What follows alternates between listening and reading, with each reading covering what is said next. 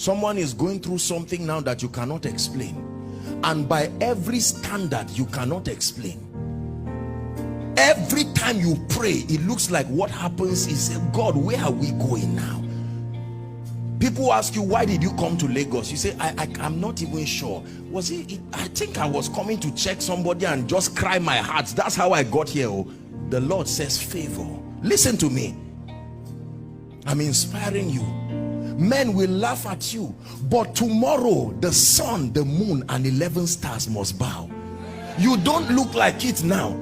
Sometimes they will call you and say you are a useless child.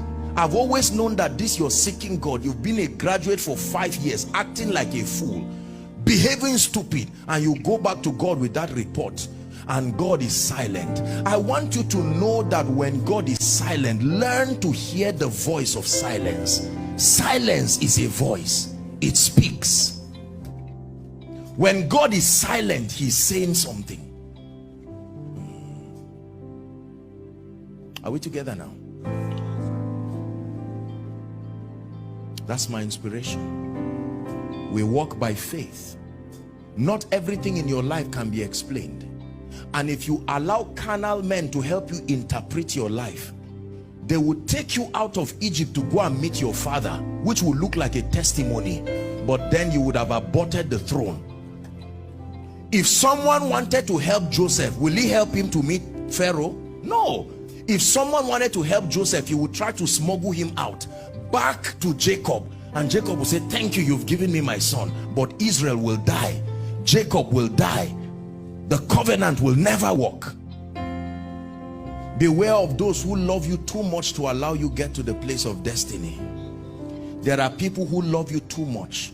They look at what you are going through and it looks like they love you too much. They will suggest and say, is it worth it? We can go back.